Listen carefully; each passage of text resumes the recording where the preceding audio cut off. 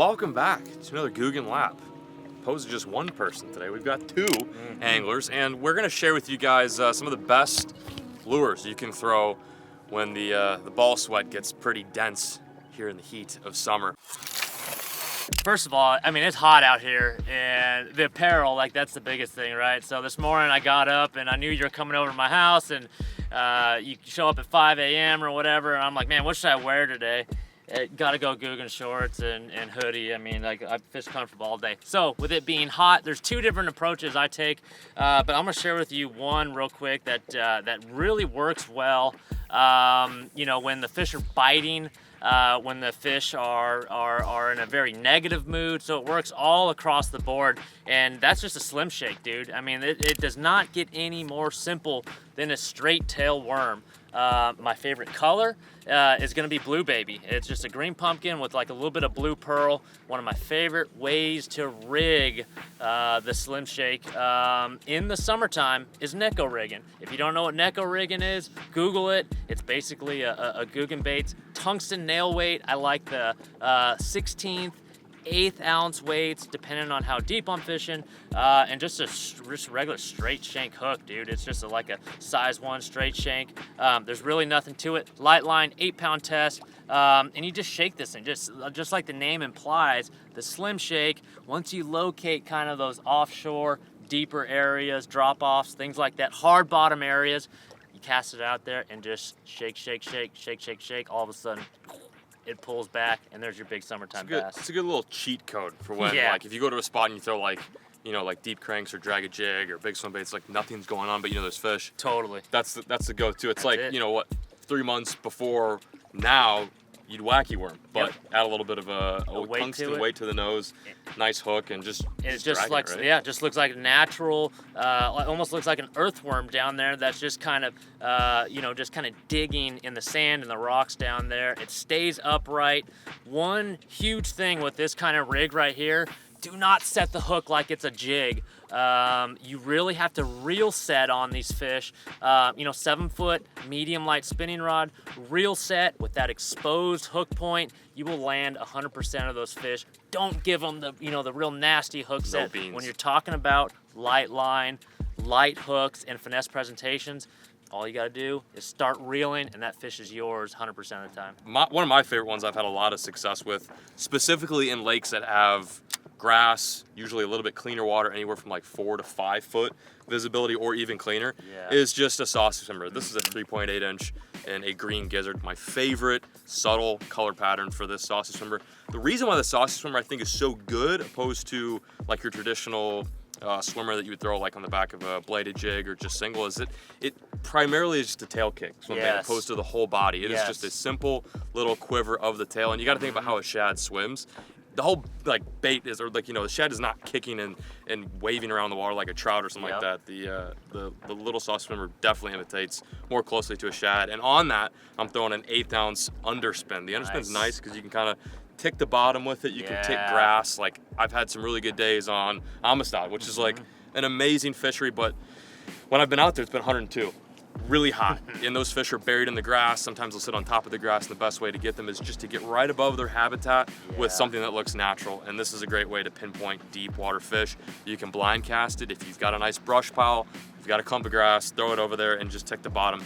You know, you can change what size weight you're using. Like I said, I'm throwing an 1/8 ounce, but a lot of guys will throw a 3/4, sometimes full ounce, depending on how deep you're fishing. But that nice 1/8 ounce is good for like 10, 15, and even shallower. But this is a sweet way to, you know, catch some good fish that are primarily feed on bait. I like throwing this on a 7.2 Googan reaction rod. It loads up nice. It's an exposed hook, so it's not like you have to dig into them, kind of like the Neko rig. Reel down, just give them kind of tension, and they're on. 15-pound test, fluorocarbon, 6.4 to 1, so you're not burning in too quick.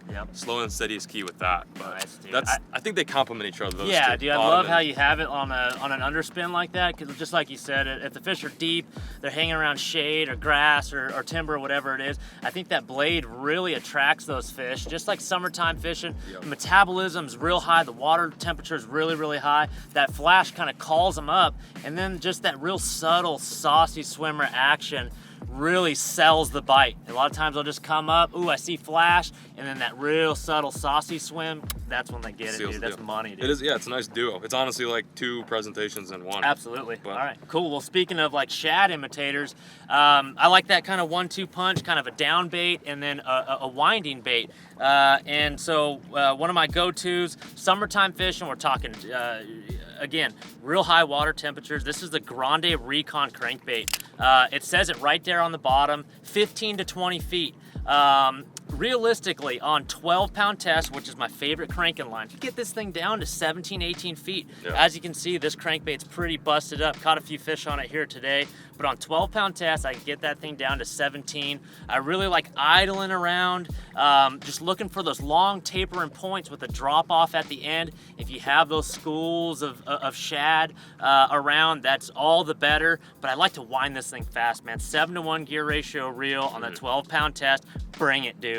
I mean, the bottom bring it. Yeah, I mean, look at the bill of this thing. Yeah. I mean, if your bill doesn't look like that, and I mean all busted up and just grinded to death, you're not fishing a crankbait correctly. It's got to deflect off those little rocks down there. If you have shad in the area, again, all the better. And I just like my shad patterns. Any types of whites with blue, a little bit of chartreuse, that is absolute money. One thing to keep in mind, I mentioned the 12-pound test fluorocarbon, fishing 17, 18 feet of water. If you're fishing that 12-foot zone, you know, if the water may be a little bit stained, a little dirtier up the lake, go to a 15 or 17-pound test and you could work that bait in like 12 feet of water, 10, 12, 14 feet of water. So use that line size. The heavier the line size, the shallower this Grande Recon is gonna run. Yeah. But this knock right here, that knock is like a big fish knock. It doesn't have that high pitch rattle like we like using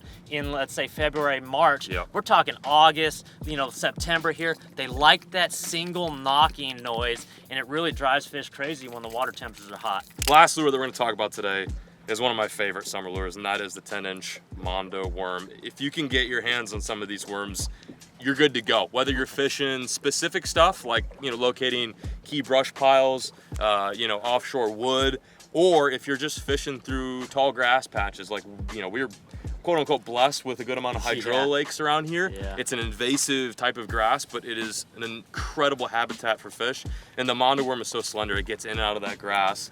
Something about that big profile worm draws them in. And the beauty of this worm too is you can let this worm kind of do whatever it needs to do. That big curl tail will have a lot of erratic action on the fall. And that's when I get a lot of my bites. Yes. Like I'll find a nice piece of brudge, know that I'm in it, let that bait fall, and then usually on the first couple like twitches, I'll slowly bring that worm up, hop it off the bottom like 2 or 3 feet, let it sink back down, boom, it'll crush it. And it's a good, the other cool thing too is if you don't like fishing in the heat, and you want to fish at night, it's a good night lure too. Yes, dude, that's a good point. It really is. Looks like, I think I rigged it up on like a quarter, a little 3/8 ounce. You were throwing a ½ ounce earlier, getting it down to what, like 15, 20 feet of water? Yep. Yep, very cool. Bobber stop, you know, and you know, tungsten bullet weight. Googan, yep, Googan Gold. I think that's a 5/0, maybe a 6/0 hook. Yep. Round bend, you know, round bends or EWGs, doesn't matter. Dealer's choice. It hooks them really well. Just a couple hours ago, I was watching you, you know, set the hook on. That's the other cool thing about this is when you feel that bite, whether it bites it, swims towards you, or bites it and runs away. I mean, you could just step back and give it to them, and you land every single one of those fish. It's big bass activity for sure. I love it, dude. Those are our four baits for the summertime. If these are lures you haven't thrown yet, or maybe you have thrown them and haven't had a whole lot of luck with them, revisit them. You know, pick some of these out at like retailers or on Googansquad.com and check them out, throw them, and pretty much guarantee you're gonna have a little bit of success. But anyway, thank you guys for watching today's lab. We're peacing out. Catch you on the next one.